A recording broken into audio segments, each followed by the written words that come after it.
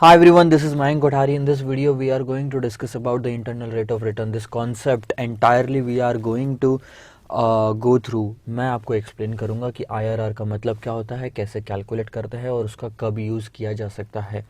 Basic से शुरू करते हैं. बहुत ही इंटरनल रेट ऑफ रिटर्न का मतलब होता है कि आप कितना कमा रहे हो.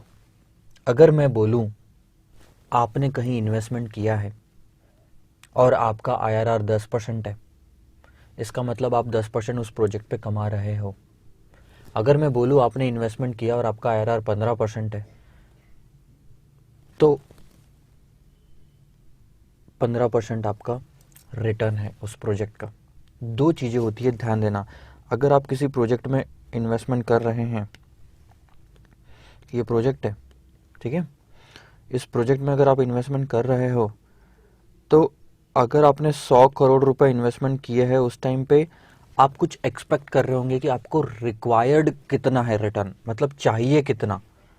सो आपने एक्सपेक्ट किया कि मुझे चाहिए रिटर्न 10% का, ठीक है. Over a period of time आपने प्रोजेक्ट शुरू किया, कैश फ्लोज हुए, ठीक है, आपके आने वाले सालों में आपको कैश फ्लोज पता चले, उनको डिस्काउंटिंग करके आपने पता किया कि इसमें मैंने कमाया कितना, और तब जाके पता चलता है कि इंटरनल रेट ऑफ रिटर्न आपका है 12%. इसका मतलब रिक्वायर्ड था 10%, कमाया 12%. रिक्वायर्ड था 10%, कमाया 12%. तो अच्छी बात है ना. IRR कभी भी ज़्यादा होना चाहिए हमारी रिक्वायरमेंट से. ध्यान रखना, IRR कभी भी ज़्यादा होना चाहिए हमारी रिक्वायरमेंट से. So if like this is the best situation, ये आपकी रिक्वायर्ड रेट है, ये आपकी एक्चुअल रेट है, ठीक है. नाउ तो ये सर 12% आता कहाँ से है? अच्छा, एक चीज़ मैं बता दूं, अगर किसी भी प्रोजेक्ट को अगर डिस्काउंटिंग करने की बात आती है तो हम कॉस्ट ऑफ कैपिटल पे डिस्काउंटिंग करते हैं.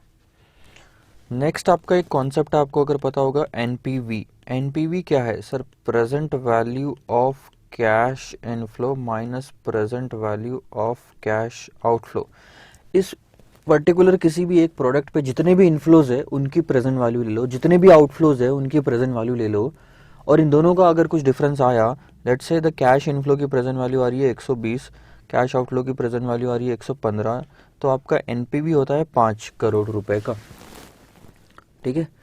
तो क्वेश्चन ये उठता है कि सर ये जो प्रेजेंट वैल्यू निकाली गई थी, ये कौन से रेट पे निकाली गई थी? हमको तो क्वेश्चन में दोनों रेट दिया हुआ था, तो हमने 10% पे निकाला या 12% पे निकाला? जब एनपीवी निकालते हो तो अगर ये 5 आया है, इसका मतलब आपने 5 आया है, या फिर जब भी एनपीवी निकालनी पड़ती है तो आप कॉस्ट ऑफ कैपिटल पे निकालते हो कि रिक्वायर्ड रेट ऑफ रिटर्न कितना है, दैट इज 10%. ओके, आईआरआर पे अगर आप एनपीवी कभी भी निकालोगे तो एनपीवी 0 आती है.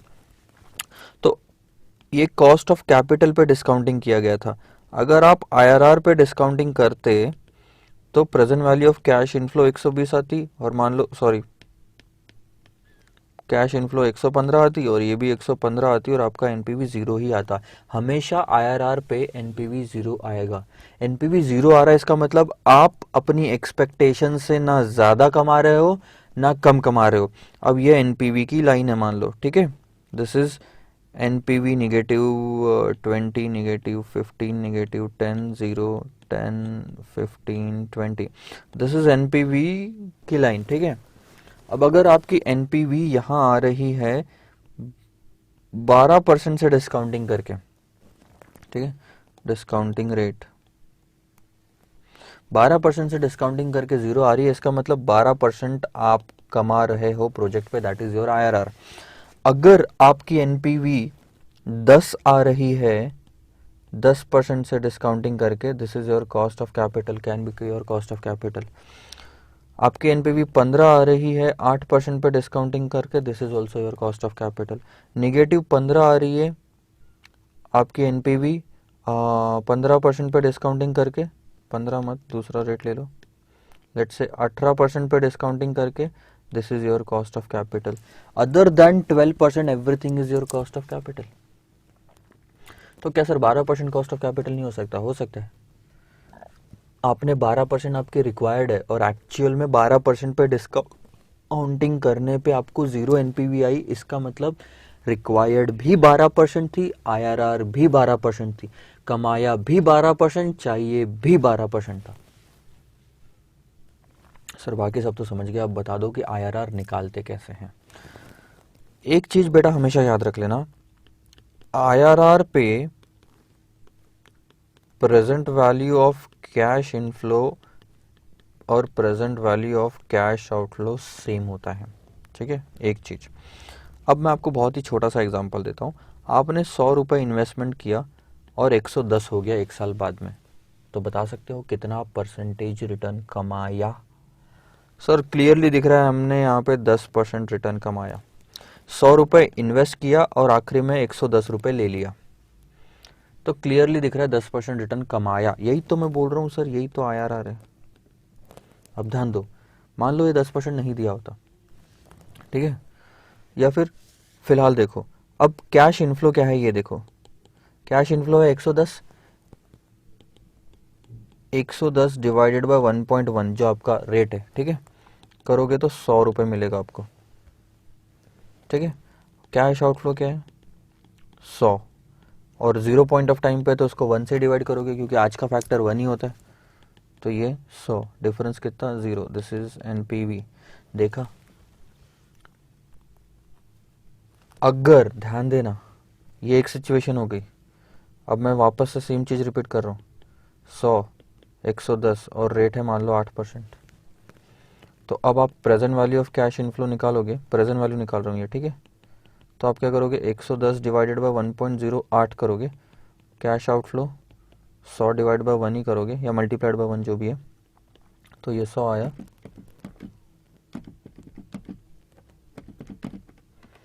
तो ये आएगा 101.85 और आपका एनपीवी आएगा 1.85। तो क्या सर ये 8% आईआरआर है? नहीं है, ये 8% आईआरआर नहीं है। लेकिन 8% अगर आपकी रिक्वायर्ड रेट ऑफ रिटर्न है और आपका एनपीवी पॉजिटिव आ रहा है, इसका मतलब आप ज्यादा कमा रहे हो। ये देखो लाइन, 8% पे एनपीवी पॉजिटिव आ रही है, आपने रेट बढ़ाया तो एनपीवी और कम हुई, और रेट बढ़ाया तो और कम हुई। जहां पे एनपीवी 0 आती है वही रेट होता है आपका कि आप एक्चुअल प्रोजेक्ट में कितना कमा रहे हो। क्वेश्चन में अगर कहीं पे भी आपको ये पूछा जाए कि find out what is the rate of return earned on this project, कितना कमाया, अगर ये पता लगाना होता है, इसका मतलब वो क्लियरली पूछ रहा है कि आईआरआर क्या है ये पता लगाओ, इंटरनल रेट ऑफ रिटर्न क्या है ये पता लगाओ। सर ठीक है, अभी तक आपने जितना बताया ये चीज़ें समझ में आ गई। और एक चीज़ समझ में आ गई कि IRR is equal to IRR पे, एट आईआरआर यानी कि 10% पे present value of cash inflow और present value of cash outflow same होती है, तो एनपीवी 0 आता है, नेट प्रेजेंट वैल्यू सेम आती है, नेट प्रेजेंट वैल्यू सेम आती है हमेशा, ठीक है। अब अगला कॉन्सेप्ट मैं बताता हूँ कि ये आईआरआर कैलकुलेट कैसे करते हैं। आईआरआर कैलकुलेट कैसे किया जाता है? पहला सिंपल सा एग्जांपल ले तो 2 चीज़ें चाहिए होती है आपको, कैश इनफ्लो और कैश आउटफ्लो, ठीक है। 100 रुपये का आउटफ्लो, 110 रुपये का इनफ्लो है, and now calculate the IRR. अब देख के ही पता चल जाता है 10% है आईआरआर, लेकिन कैलकुलेशन कैसे करेंगे? मतलब अगर फिगर्स कुछ और दे दी तो फिर क्या करेंगे? फिर तो देख के नहीं पता चलेगा ना। अभी हमारा सॉल्यूशन क्या निकल रहा है कि देख के पता चल जा रहा है, इसलिए हम लिख सकते हैं answer.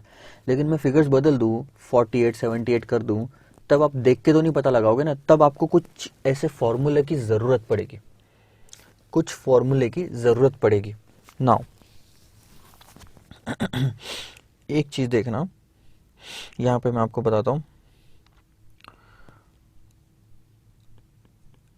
NPV is equal to present value of cash inflow minus present value of cash outflow. IRR निकालना है तो 0 आनी चाहिए NPV. Cash inflow 110 into present value factor minus cash outflow, तो 100 ही रहेगा आपका क्योंकि 0 पॉइंट ऑफ टाइम पे, इंटू 1 करना है तो कर लो। अगर आप एज अ होल देखोगे तो ये प्रेजेंट वैल्यू फैक्टर आता है आपका 1.1 फॉर 1 ईयर। अब आपको पता लगाना है, सर ये प्रेजेंट वैल्यू एन्युटी फैक्टर आएगा क्या? सॉरी 1.1 नहीं आ रहा है, ये 0.909 आ रहा है, सही है। इसका मतलब क्या है कि आपको एक ऐसा रेट ढूंढना है जिसका 1 साल का प्रेजेंट वैल्यू फैक्टर 0.909 आता। तो सर आप कैसे ढूंढे ये तो बताओ। यहाँ आएगी दिक्कत। अब कैलकुलेशन करना तो आप इजीली कर सकते हो। अब हम क्या करेंगे, हम यूज़ करेंगे इंटरपोलेशन टेक्निक। ये मैं आपको पहले अब इंटरपोलेशन टेक्निक समझाता हूँ, बहुत ही आसान है, ध्यान देना।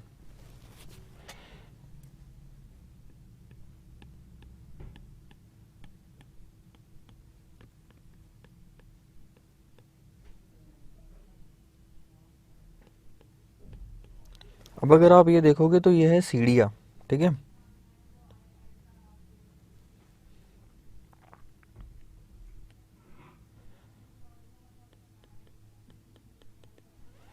ये है सीढ़ियाँ। अब एक इंसान है, ध्यान देना, थोड़ा सा पेशेंस रखो, ठीक है। इसके हाथ में ना 20 रुपए हैं, ठीक है। इसके आंखों पे हम पट्टी बांध देते हैं और उसको बोलते हैं ऊपर चढ़ो। हर सीढ़ी पे कुछ ना कुछ पैसा रखा हुआ है, उठाते जाओ, ठीक है। 10, 1, 2, 3, 4, 5, 6, 7, 8, 9, 10, ठीक है। 10 स्टेप ऊपर गया ये बंदा और आंखें खोल के देखी तो इसके पास पता चला यार 100 रुपए हो गए टोटल, ठीक है। तो मेरा क्वेश्चन है, जब 0th स्टेप पे था तब 20 रुपए, 10वीं स्टेप पे आया तो 100 रुपए, ठीक है। तो इसको एक्स्ट्रा कितने मिले ये तो आपको पता चल गया, 80 रुपए, ठीक है। ध्यान दो। अब मेरा क्वेश्चन ये है, 1, 2, 3, 4, 5, 6, 6वीं स्टेप पे ही अगर ये रुक जाता और आंखें खोल के देखता तो इसके हाथ में कितने रुपए होते। 6वीं स्टेप पे ही अगर ये रुक जाता और आंखें खोल के देखता तो इसके हाथ में कितने रुपए होते। This is what you have to find out now. कैसे निकालोगे? ये फेसबुक में क्वेश्चन नहीं आते क्या, solve if you are genius solve, यही सेम वैसे ही क्वेश्चन है। तो अब हम एक अजम्पशन ये लेते हैं यहाँ पे कि यार 20 रुपए यहाँ थे, 100 रुपए यहाँ, यानी इसको इस दरम्यान 80 रुपए मिले हैं। कितने रुपए मिले हैं सर? उसको उस ड्यूरेशन में 80 रुपीज मिले हैं। कितने स्टेप आगे बढ़ने के लिए, कितने स्टेप चढ़ने के लिए 80 रुपीज मिले सर? उसको 10 स्टेप चढ़ने के लिए 80 रुपीज मिले। 20 तो पहले से ही था, 20 छोड़ दो सर, 80 कितने स्टेप्स के लिए? 10। हम ये अजम्पशन लेते हैं यहाँ पे, जब कुछ नहीं दिया हुआ होता, कि हर स्टेप पे इक्वल अमाउंट ऑफ रुपीज पड़े हुए थे। तो आप क्या ये निकाल सकते हैं हर स्टेप पे कितने रुपए थे? सर हर स्टेप पे 8 रुपए थे। टोटल में 80 मिला 10 स्टेप के, तो हर स्टेप पे 8 रुपए थे, ये पता चल गया सर। तो अब मैंने ये निकालना है कि यार 6 स्टेप आगे बढ़ने के कितने रुपए मिले। 8 into 6 48, that is called as 48 extra मिले। पहले से कितने थे? 20, 48 एक्स्ट्रा मिले। सो अब कितने हो जाएंगे? 68। सो अगर ये यहाँ पे आके खोल के देखता तो इसको 68 रुपीज़ मिलते हैं हाथ में। This is interpolation. कैसे निकाला ये तो लॉजिकल बता दिया। 0 पे 20, 10 पे 100, 0 पे 20, 10 पे 100, तो 6वें पे कितना? ठीक है, I am coming over here now. 0 पे 20, 10 पे 100, तो 6वें पे कितना? ये सारी स्टेप्स है नीचे जो मैं लिख रहा, ठीक है, और ये रुपीज़ है। आपको ये क्वेश्चन निकालना है, ठीक है। तो आप उसको कैसे सॉल्व करते हो अब मैं आपको बताता हूँ इंटरपोलेशन की टेक्निक से। लॉजिक तो समझ में आ गया। आप स्टेप्स लिख लो, 0 और 10। 0 पे कितना? 20, 10 पे कितना? 100, ठीक है। इन दोनों का डिफरेंस कितना? 10 स्टेप का है। इन दोनों का डिफरेंस कितना? 80 रुपए का है, ठीक है। अब 6वीं स्टेप निकालना है ना, तो स्टेप वाली साइड में लिखो 6 स्टेप पे कितना। तो 0 और 6 के बीच का डिफरेंस कितना? 6 है। अब इसको इंटरप्रेट करना सीखो। पहले कितने रुपए थे सर? 20 रुपए थे मेरे पास में। जो पहले की फिगर है वो लिख लो 20। सर 80 रुपए मिलते हैं 10 स्टेप आगे बढ़ने के लिए, तो 6 स्टेप आगे बढ़ने के लिए कितने रुपए मिलेंगे? 80 divided by 10 multiplied by 6। 80 divided by 10 multiplied by 6। दो टर्म याद रखना, इनिशियल कितने थे और एक्स्ट्रा कितना ऐड लेस करना है। सो ये आपका आएगा 68 का आंसर। मैं थोड़ा दूसरे तरीके से लेके बताता हूं आप, ठीक है। 0, 20, 10, 100। नहीं, क्वेश्चन सर इसमें ये उठता है कि आपने 0 ऊपर क्यों लिखा, 10 भी तो ऊपर लिख सकते थे। ध्यान दो, अगर मैं ऐसे लिखूं कि 10 पे 100 है, 0 पे 20 है, और मेरे को 6वें स्टेप पे पहुंचना है, तो स्टेप ये स्टेप वाली साइड है, एक साइड होना चाहिए। रुपीस बोला होता तो मैं इधर लिखता। सो 10 स्टेप, इन दोनों का डिफरेंस, इन दोनों का डिफरेंस 4 स्टेप, कितने मिले सर? 80। फिर से शुरू करो। अब आप 10 से नीचे आ रहे हो तो माइनस होगी फिगर, ऊपर जा रहे थे तो पैसा बढ़ रहा था इसलिए ऐड किया था, अब माइनस करेंगे। इनिशियल कितना? 20। सॉरी, माइनस करने की भी जरूरत नहीं, यहाँ तो 20 से तो आगे बढ़ना ही है आपने। ध्यान दो, 20, यहाँ पे 80 डिवाइडेड बाय 10 मल्टीप्लाइड बाय, गलत कर रहा हूँ क्या मैं? आपका स्टार्ट, अच्छा गलत किया ना मैंने, माइनस होगा। अब आपने शुरुआत कहाँ से की? 10 से की, तो 10 में कितने रुपए थे? 100। Initial 100 rupees. यहाँ ध्यान देखो, मैंने 0 से शुरुआत की थी इसलिए 20 रुपए लिया था, कि जो 0 की 20 रुपए थी। यहाँ 10 से शुरुआत कर रहा हूँ तो 100 रुपए लूंगा और 100 में से मैं माइनस करूंगा, क्योंकि मैं नीचे उतर रहा हूँ अब, तो 100 में से मेरे पास पैसे देने पड़ेंगे। सो सर 80 रुपए मिले थे 10 स्टेप के लिए, तो 4 स्टेप के लिए कितने? यहाँ से 4 स्टेप नीचे जाओगे ना, ये रहा, यहाँ से 4 स्टेप नीचे जाओगे, 1, 2, 3, 4, तो पैसे वापस डालना पड़ेगा आपको, माइनस होते जाएंगे। 100 minus 32 that is 68, again the same thing. इसका कोई फॉर्मूला याद मत करना, अलग अलग जगह अलग अलग मेथड यूज होती है। सो लॉजिक याद करो, हर जगह काम आएगा और समझ में भी आएगा। फॉर्मूला याद करोगे, अपर value at upper, value at lower, तो आपको तकलीफ होगी ज़रूर। एक दो जगह आंसर आएंगे, लेकिन एक दो जगह तकलीफ होने के चांसेस बढ़ जाएंगे। लॉजिक दिमाग में रहेगा तो नहीं होगा कहीं पे भी गड़बड़। सबसे बेस्ट एग्जांपल है, यहाँ पे इतना, यहाँ पे उतना, तो यहाँ पे कितना? Question is this. सो यहाँ से शुरू कर रहे हो तो इनिशियल वैल्यू ये हो गई, यहाँ से शुरू कर रहे हो तो इनिशियल वैल्यू ये हो गई। वापस से बताता हूँ मैं, अगर आप 0 से शुरू कर रहे हो तो इनिशियल वैल्यू 20 रुपये हो गई। अगर आप 10 से शुरू कर रहे हो तो इनिशियल वैल्यू 100 हो गई। अब 100 से 20 में जा रहे हो तो माइनस करना पड़ेगा, 20 से 100 में जा रहे हो तो ऐड करना पड़ेगा। सो ये इसको बोलते हैं इंटरपोलेशन टेक्निक। अब मैं वापस इस पे आता हूँ, ठीक है। वापस ध्यान दो, ये वाला पॉइंट जो अपना था कि ऐसा कौन सा रेट है जिसका 1 साल का फैक्टर 0.909 आता। अब मन में तो पता है सर 10% है, लिख दो ना, लेकिन पर्पज वो है कि अपना नहीं, पर्पज है कौन से समझना। तो अब आपको trial and error method use करनी पड़ती है IRR निकालने के लिए। नाम में लिखा है ट्रायल एंड एरर मेथड, तो इसका मतलब अब आपको 2 रेट्स लगेंगे। अपन को क्या निकालना है? आपको रेट निकालना है और यहाँ प्रेजेंट वैल्यू फैक्टर दिए हुए, यही 2 चीजें है ना। अब आपको प्रेजेंट वैल्यू फैक्टर 0.909 हो ऐसा रेट निकालना है। तो आप एक काम करो, एक इधर वाला रेट ले लो, एक इधर वाला रेट ले लो। तो लेट से मैं लेता हूं 12, सॉरी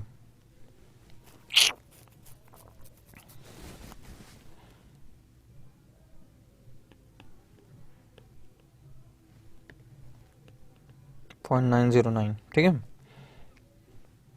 सॉरी ऊपर ले लेता हूँ, यहाँ रेट, यहाँ प्रेजेंट वैल्यू फैक्टर, तो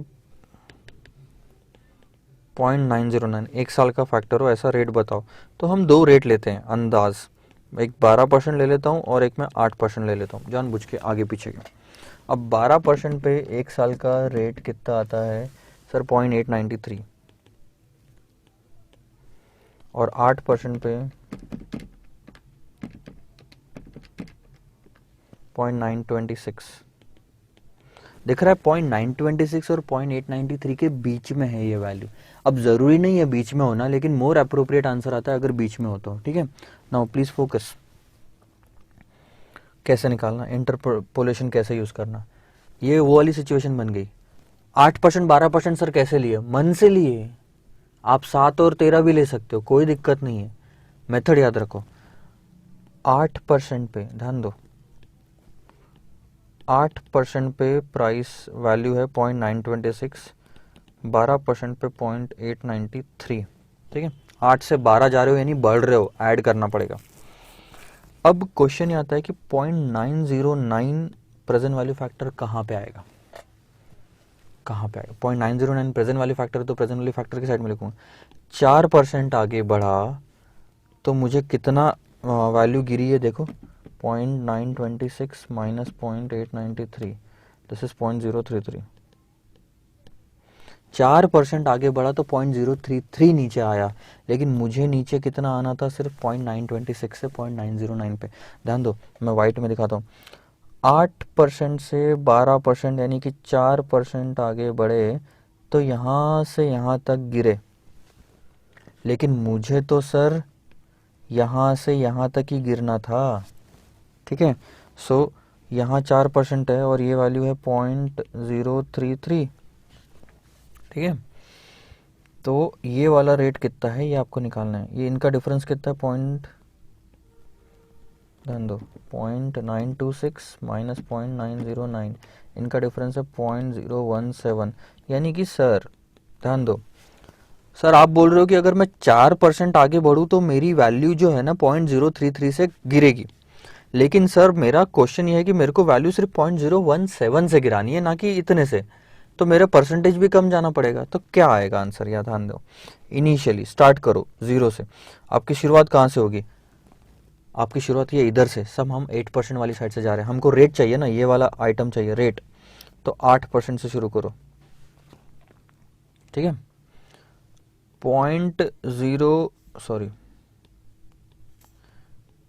4% मिलता है, इधर से जाएगा, अगर आप इधर से आ रहे हो तो ये इधर से जाएगा। 4% मिलता है 0.033 पीछे जाने पे 4 मिलता है, तो सर 0.017 पीछे अगर मैं गया तो कितना मिलेगा,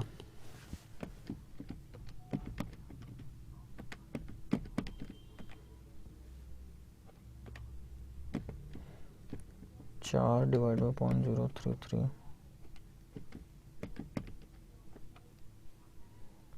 तो ये आपका रेट आता है 10.06%। कभी भी याद रखना ये है आपका IRR, कभी भी याद रखना IRR या ट्रायल एंड एरर मेथड से जो आंसर आता है वो अप्रोक्सीमेट होता है, ज़रूरी नहीं कि एग्जैक्ट आएगा। जब हम ये वाला जो क्वेश्चन था हमको इसमें पता था कि एग्जैक्ट आंसर 10% है, अब फाइनली देखो आंसर आया उसी के आसपास 10.06%।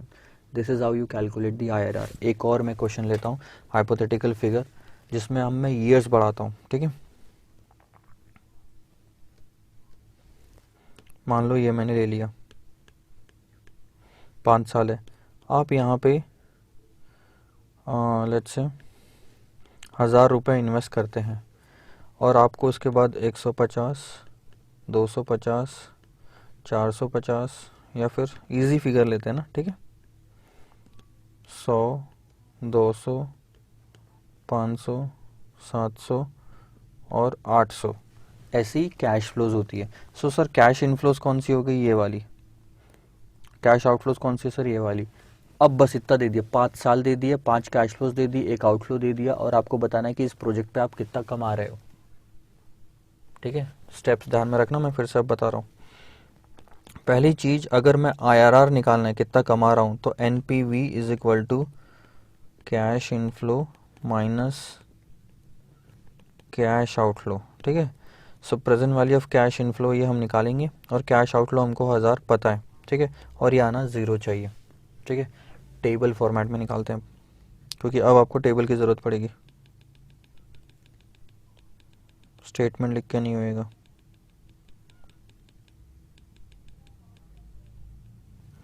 ध्यान दो, NPV 0 आनी चाहिए, है ना।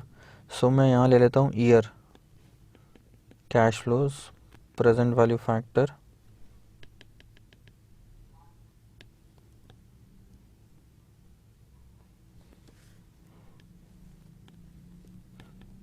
Present value factor, present value, ठीक है। सो ईयर मैंने ले लिया 0, 1, 2, 3, 4, 5। 0 में मेरा कैश फ्लो 1000 का हुआ, फिर मुझे 100 मिले, 200 मिले, 500 मिले, 700 मिले और 800 मिले, ठीक है, लिख लिया। अब आपको पहले जब IRR निकालना है ये चीज़ इंश्योर करनी है कि ये 0 आनी चाहिए, ठीक है। अभी नहीं आएगी, आखिरी में इंश्योर करेंगे। NPV कितनी 0 आए, इसका मतलब आपको दो चीज़ें चाहिए, रेट और NPV, ठीक है। एक ऐसा रेट चाहिए जिस पे NPV 0 आए, तो ये रेट फाइंड आउट करना है, ठीक है। 0 NPV के लिए रेट फाइंड आउट करना है, तो आपको एक रेट यहाँ अज्यूम करना पड़ेगा, एक रेट यहाँ अज्यूम करना पड़ेगा। पहले वाले रेट पे डिपेंड करेगा कि दूसरा रेट क्या होगा। सो मैं फॉर द टाइमिंग अज्यूम कर रहा हूँ 10%, ठीक है। अब 10% पे मैं NPV निकाल लेता हूँ कि यहाँ कितनी वैल्यू आएगी और फिर बाद में इसकी बात करेंगे। सो अगर मैं 10% की बात करूँ तो फैक्टर्स होते हैं 1, 0 पॉइंट ऑफ टाइम का तो 1 होगा, फिर 909, 826, 721,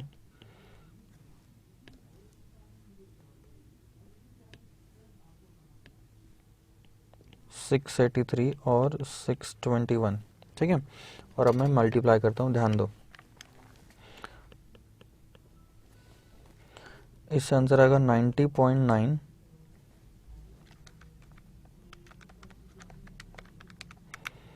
165.2,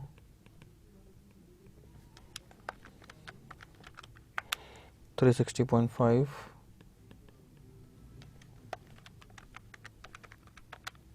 478.1, 496.8। अब मैं टोटल कर लूँगा,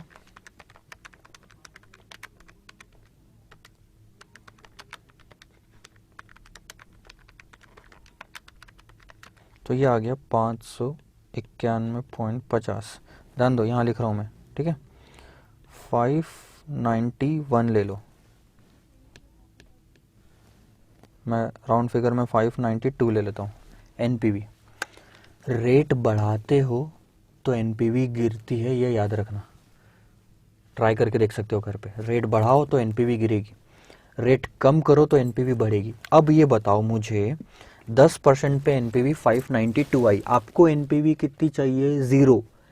592 से NPV गिरानी है तो रेट बढ़ाना पड़ेगा। तो अब ये रेट ले लो आप, अराउंड 15%, दूसरा रेट, ठीक है।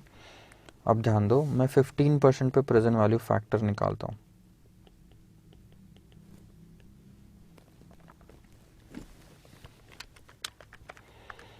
.869, 0.756, 0.658, 0.572, 0.497 और ये प्रेजेंट वैल्यू, ये तो 1000 आएगा। उसके बाद 100 इंटू 0.869 इज 86.90, 200 इंटू 0.756 इज 151.2,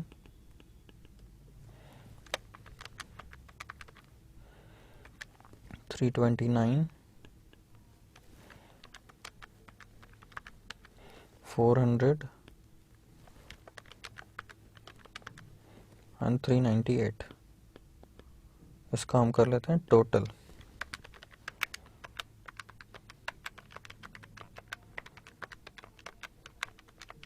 यार अभी भी 365.21, सॉरी 1। अब आप ध्यान दोगे तो आपको पता चलेगा कि यार 600 से सिर्फ 350 पे आई है, यानी कितना NPV कम हुआ है, तकरीबन 250 का NPV कम हुआ है 5% रेट बढ़ाने से। अब और 5% बढ़ाओगे तो आसपास 250 के कम होएगा, लेकिन हमको और बढ़ाना है, तो हम अब अगला रेट जो लेंगे हम इसको कैंसिल कर देते हैं, क्योंकि ये ट्रायल एंड एरर है, तो ये मेरे से एरर हो गया, एक तरह से मैं ये बोलूँगा ये मुझसे एरर हो गया, ठीक है। तो अब मैं क्या करूँगा, चलो इसको ऐसे ही रहने दो, ये क्लोज कर देता हूँ। मैं अब रेट लेता हूँ यहाँ पे 15% पे एनपीवी आई है 365.20 और अगला रेट में लूँगा 25% का। ठीक है, मैं इस पे भी कैलकुलेशन आपको आखिरी में करके बताऊंगा। अब मैं 25% का रेट लेता हूँ। ठीक है,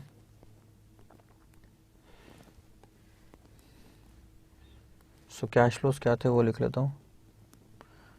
100, 200, 500, 700, 800।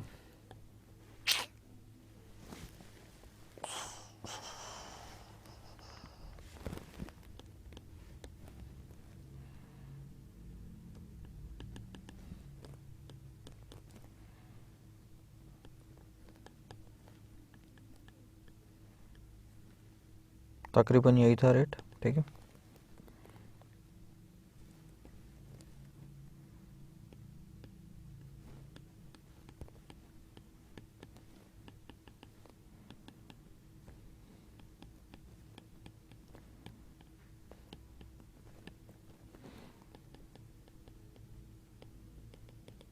पच्चीस परसेंट 0.80, 0.64, 0.512, 0.40, 410 and 0.328. Present value 1000, 80, 128, 256,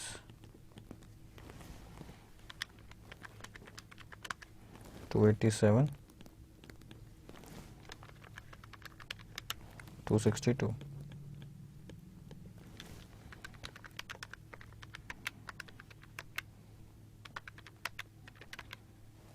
तो ये तकरीबन आ रहा है 1013, सॉरी 13 रुपये। एनपीवी बहुत क्लोज है ज़ीरो के, यानी 25 से थोड़ा सा ही ऊपर है आपका आईआरआर। ये तो पता चल गया क्योंकि ज़ीरो के बहुत नज़दीक है। चलो ठीक है, कोई बात नहीं सर।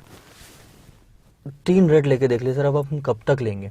आप कोई भी 2 रेट में इंटरपोलेट कर सकते हैं, 10 और 15 में भी कर सकते थे। मैं अप्रोप्रिएट आंसर चाहता हूँ, इसलिए और क्लोज आना चाहता था। ठीक है, let's do the calculation. Approximate answer आएगा, एग्जैक्ट आंसर नहीं आता है, ये याद रखना। ठीक है, सो अब मैं आईआरआर का कैलकुलेशन करता हूँ। ध्यान दो, इंटरपोलेशन करता हूँ। ठीक है, पहली चीज 15% पे 365 आ रही थी, 25 पे 13 आ रही है एनपीवी। ठीक है, so this is rate, this is NPV. मुझे एनपीवी कितनी चाहिए? एनपीवी एक साइड में 0 चाहिए। अब देखो 10% आगे अगर बढ़ो तो एनपीवी कितनी गिरती है? 352 रुपए से एनपीवी गिरती है। मुझे तो 365 रुपए से एनपीवी गिरानी है। आई बात समझ में? तो अब शुरुआत करते हैं।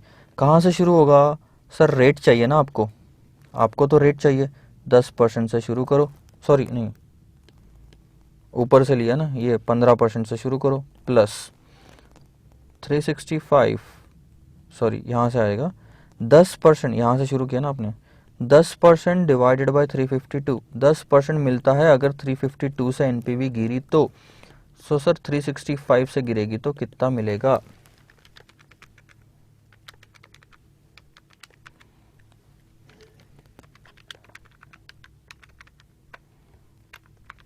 25.37%। मैंने बोला ये है आपका आईआरआर। दूसरे मेथड से भी करके दिखाता हूँ। अगर पहले वाले 2 रेट पे ही अपन रुक जाते तो 10% पे एनपीवी थी 562,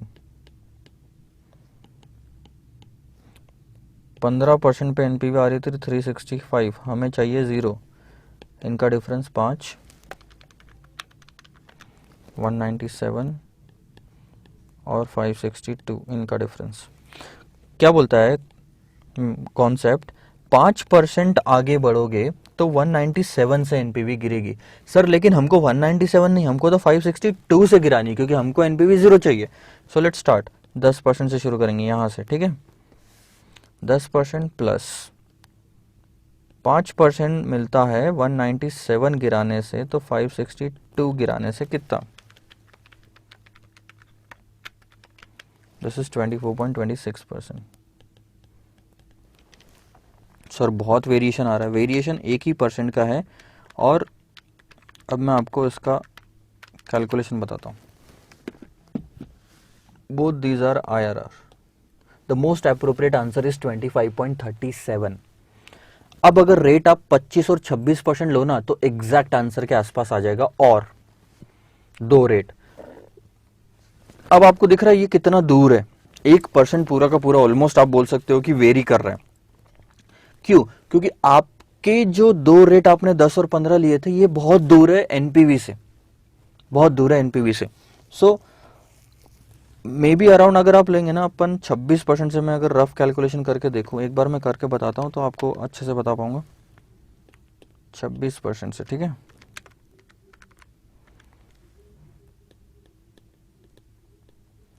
$794, 670, 4.500, 0.398 और 315, ठीक है। सो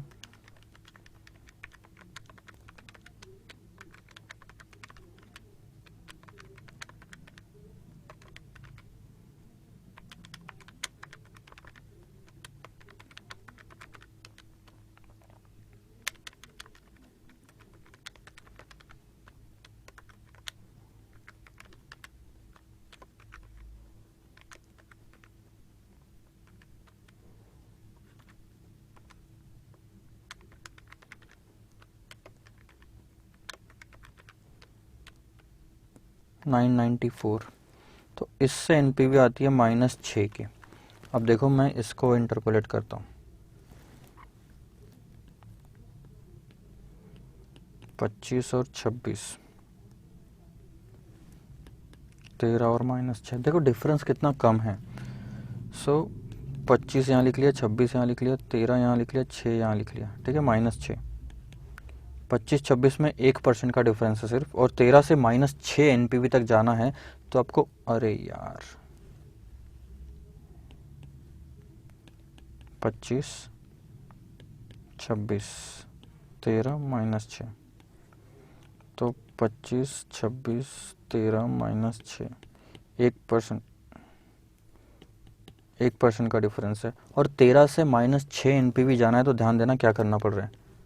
ये अगर आपकी 13 एनपीवी है, तो पहले तो 13 स्टेप पीछे जाओगे तो 0 आएगा, और फिर 6 स्टेप और पीछे जाओगे तो कितने स्टेप्स पीछे जाना पड़ रहा है सर? 19 स्टेप्स पीछे जाना पड़ रहा है। एब्सोल्यूट फिगर लेना है, डिफरेंस निकाल, डिस्टेंस निकाल रहे हैं बेसिकली अपन, डिस्टेंस कितना ट्रैवल करना पड़ रहा है।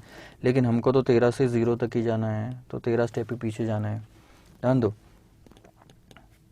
25, sorry this is 26, this is 25, 25 से 26 यानी कि 1% आगे जाओगे तो इतनी एनपीवी कम होएगी 19 रुपए से। लेकिन हमको तो एनपीवी सिर्फ 13 से 0 तक जाना है, तो रेट क्या है ना। सो अब ध्यान दो, शुरू करता हूँ मैं। मिनिमम रेट कितना? 25 प्लस 1% मिलता है अगर 19 रुपए से एनपीवी गिरी तो। सर हमको तो 13 रुपए से एनपीवी गिराना है।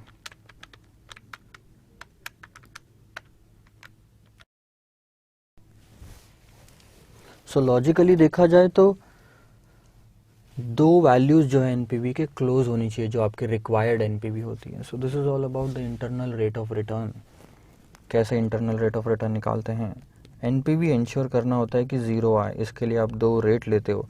एनपीवी 0 आने के लिए एक रेट ले लो, जैसे 15, एक रेट ले लो 20। इस पे एनपीवी यहाँ पे निगेटिव आनी चाहिए, यहाँ पे पॉजिटिव आनी चाहिए, मतलब आगे पीछे होनी चाहिए, and then you can do the IRR. So this is all about the internal rate of return. Meaning आपको स्टार्टिंग में बताया कैसे कैलकुलेट करना, थोड़ा सा ट्रिकी है, टाइम लगता है। कॉन्सेप्ट याद में रखो इंटरपोलेशन का। आप ये बिल्कुल भी याद में मत रखो कि हायर वैल्यू और लोअर वैल्यू लेनी पड़ती है। मैं गारंटी देता हूँ 2 जगह पे आप सही रहोगे, और 2 अगर मैंने प्रॉब्लम दे दिया आईआरआर के, तो वहाँ पे आपका फॉर्मूला काम नहीं करेगा, आप कंफ्यूज हो जाओगे। So note it down and then we met in the next video with the new concept. Bye bye.